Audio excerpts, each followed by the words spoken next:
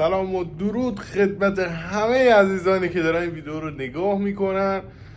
امروز اومدیم که یک روز در آموزشگاه بگذرونیم، قشنگ پاره بشیم و بعدش بریم خونه استراحت کنیم. الان ساعت 1:04، کلاس هم از ساعت 4:30 شروع میشه. ببینیم چی در میاد دیگه. یک ویدیو هم از اینجا میگیرم، ببینید فضا رو ببینید، عشق کنید تا بچه ها بیاد.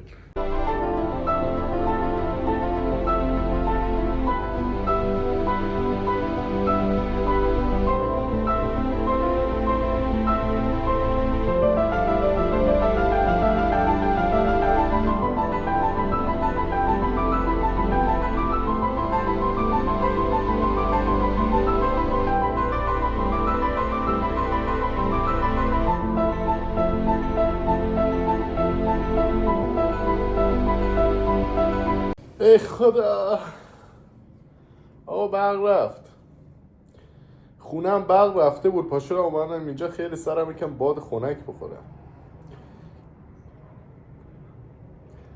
اون صاحب اداره برق رو من پیدا کنم، بهش میگم خب مردی که همین چرخو بکنم، چرخو میفروشم و برات سنگ قبر بهتر میگیرم.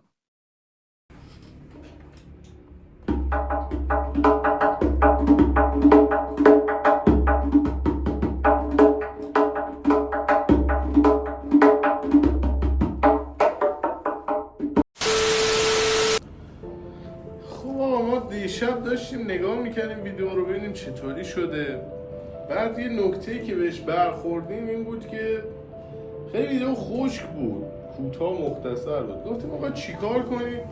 گفتیم فرداش که امروز میشه بیایم بشینیم آقا چجوری اصلا ما موسیقی شروع کردیم، بریم داستانش حداقل خاطرش تعریف کنیم. به هر حال به اینجا رسیدیم، بعد از یه جوش استارت بخوره دیگه. چقدر زاویه تخمیه، چقدر تاثیر داشت. وای عرضم بازم همه چیز برمیگرده به عید سال 97. عید سال 97 ما یه جمعی دعوت شدیم از خانواده پدری که انگار 13 به در بود. آره 13 به در سال 97 رفتیم مهمونی و اینا. بعد من قبل از اینکه مثلا وارد موسیقی بشم خیلی تو فاز رپ بودم، همش آهنگای رپی گوش میدادم اینا، هنوزم گوش میدم ولی پلیلیستم خیلی بیشتر شده. عرضم به حضورتون که ما رفتیم اون مهمونی و اینا. یه قسمتی از این شب بعد از اینکه مصرفیات انجام شد و همه خوش و خرم بودن، الکل 100% بود، این قسمت ماجرا می اومد که دایه پدرم 2 نفرشون دف نواز بودن. اینا شروع کردن دف نوازی. آقا ما رو گرفت. من خیلی اصلا رفتم تو حس این دف نوازی و اینا، خیلی چشمو گرفت. اصلا فکر کن تو ذهنت مثلا سروش هیچکس داره میخونه وسطش داره دف میزنه، اصلا مغزم قاطی کرده و شاتون زده، اصلا نمیتونم چه موسیقی وجود داره. هیچی دیگه. آقا ما با بابامون گفتیم که آقا من میخوام برم جای اینو مثلا کلاس برم، اینا خیلی حال کردم اینا. فقط تنها هنری که داشت شمارهشو بهم داد، شماره دایی بابامو داد که من برم مثلا جاش یاد بگیرم دیگه. تا باهاش صحبت کردم و تا کلاساشو خواستیم بذاریم شروع کنیم و تا سازشو خریدم، نه حدود 1 ماه طول کشید. آخرای اردیبهشت ماه بود که ما کلاس ثبت نام کردیم. آقا فقط بنده خدا مثلا سنش بالا بود، یعنی اونقدر بالا نه، مثلا موقعی داشت به من درس میداد شاید مثلا 55 6 اینا. ولی یک نکته اینجا داشت، خیلی تو کار خشن بود، اصلا خیلی خشن بود. بعد ورزش هم میکرد، ورزشش باستانی کاره اصلا. طرف در این حد طرف خشن و نمیدونم یا علی اینا. وقت بعد از جایی که فامیلش هم بودم پدر منو در آورد. همین الان که من اینجا درس میدم کلاسامون نیم ساعته و 45 دقیقه، اون برای من 1 ساعت و نیم کلاس میذاشت. بماند که حالا اون همه وقت و تلاشی که میکرد برای من منو به اینجا رسوند. بعد آقا ما کلاس ها رو رفتیم، اینا خیلی هم تمرین میکردیم، 2 شیفت سر کار میرفتیم، تایم خالی پیدا میکردم درجا شروع میکردم تمرین کردم تا گذشت و ما رفتیم مدرسه. مسابقات آموزش پرورش موسیقی استارتش خورد، یعنی یک سری مسابقاتی میذاره که هر سال میذاره آموزش پرورش که بیان شرکت کنین و به حال دفی بزنید و سازی بزنید و اون موقع مقام بیارید، حالا چه تو استانتون چه تو شهرتون کشوری. بعد آقا ما شرکت کردیم، مثلا توی که میافتاد توی آذر ماه اردیبهشت ماه رفتم کلاس. شما از اول خرداد حساب کن تا آذر ماه اینا گفتن که آقا بریم کلاس رو، میگم کلاس بیا وقتی میخوام صحبت کنم تمام کلمه‌ام تموم شد بچه، من تا همینجا کلمه داشتم بذار فکر کنم. رفتم مسابقه. آقا ما رفتیم مسابقه، حدود 40 تا نوازنده شرکت کرده بودن، نوازنده دف فقط 40 نفر، بیشتر گیتار بودن حاجی، 250 نفر گیتار اون سال شرکت کرده بودن، جر دادن ما رو تا نوبت ما رسید. ما رفتیم اجرا کردیم، داورا نظر داد اینا دیگه، رفتیم تا 1 ماه بعدش که جوابا اومد،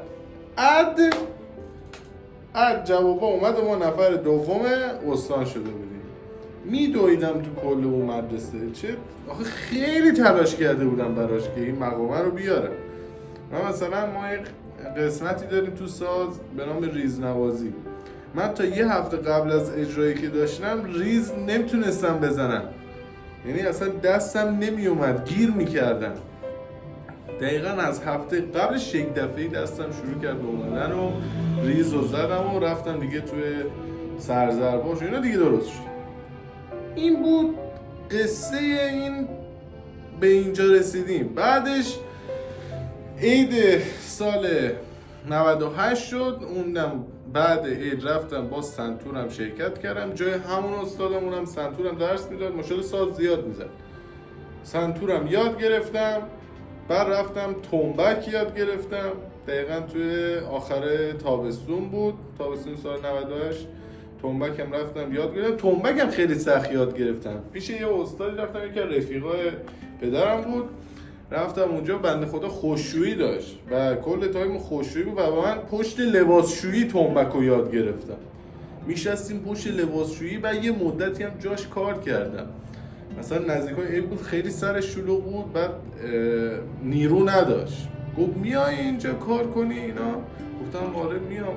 رفتم جاش یاد گرفتم دیگه. به پاس برای سال 90 انگار آخر 97 بود که بعد 98 می‌خواد من به جاش کار کردم. به پاس این کارم شد، به من پشت لباسشویی تنبک یاد داد، کار دیگه نکرد. اونم یاد گرفتیم و گذشت تا الان که سال 1404 در حال حاضر چابهارم. البته 1 ماه دیگه به احتمال زیاد میرم از این شهر، چون دیگه تموم شد تاریخ مصرف ما اینجا. 2 سال چابهار بودم از سال 402 تا امسال 404 تو آموزشگاه موسیقی دارم کار میکنم. بعد هر 4 تا ساز رو درس میدم، هم دف، هم تنبک، هم سنتور، هنگ درام هم یاد گرفتم، یادم رفت همون 2 سال پیش. بعد اینا رو درس میدیم، بچه ها خیلی راضی هم، بازدهی خیلی زیاد داشتیم. بعد الان یک کلیپ کوتاهی از هنرجو میذارم و بعدش میریم ادامه ویدیو.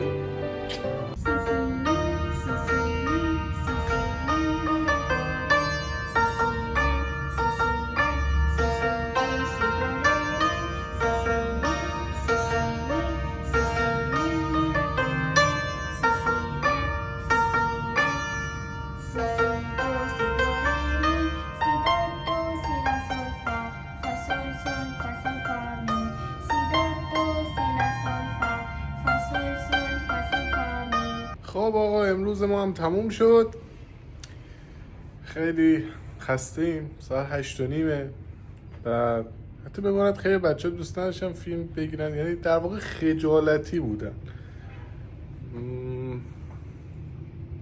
خوش گذشت. امیدوارم که از این ویدیو لذت برده باشین. لایک کامنت سابسکرایب یادتون نره. فدای شما، خداحافظ.